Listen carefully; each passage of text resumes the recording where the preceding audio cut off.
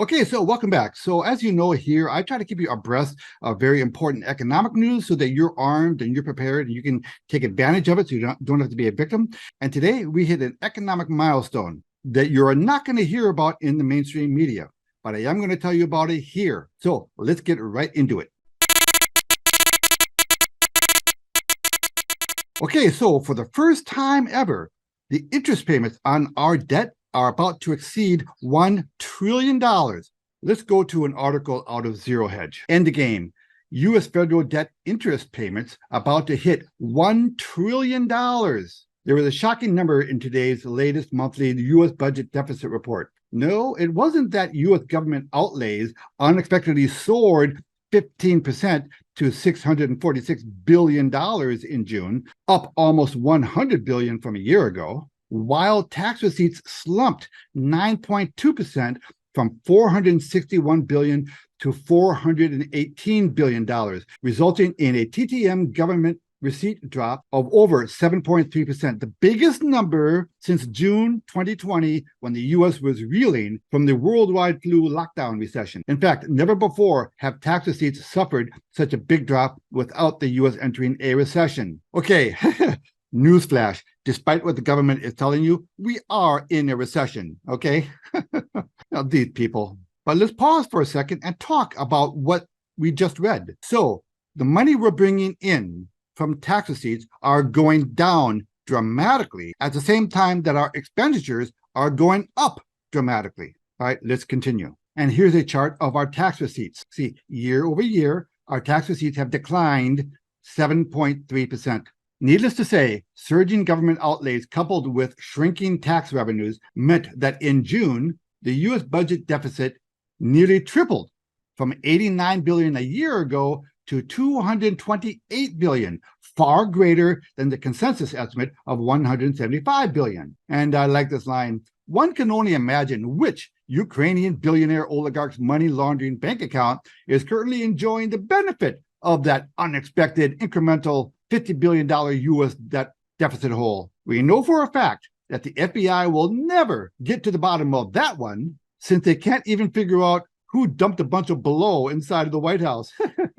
Yeah, I've been telling you, there are people getting really rich off of this Ukrainian-Russian war.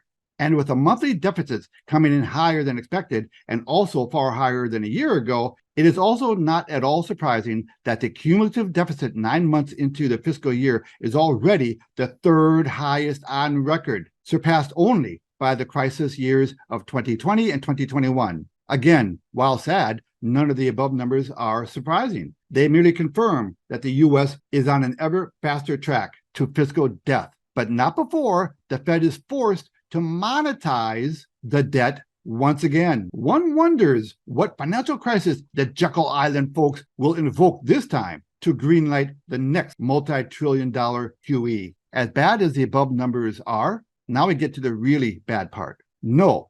The one number that was truly shocking was found all the way on page 9, deep inside table 3 of the latest Treasury monthly statement, the only highlighted below, and which shows that in the 9 months of the current fiscal year, the U.S. has already accumulated a record $650 billion in gross debt interest. Soaring interest rates driven by the panicked Fed's scramble to undo its epic policy failure of 2020 and 2021, when the Fed kept rates at zero for far too long while injecting trillions into various asset bubbles, have been the key driver of the deficit, with the Federal Reserve boosting its benchmark rate by 5% since it began hiking in March last year. 5-year Treasury yields are now at 3.96% versus 1.3% at the start of last year. Okay, let's jump down here. That would mean a complete disaster for the U.S., and it would mean that the interest payments on the total U.S. debt of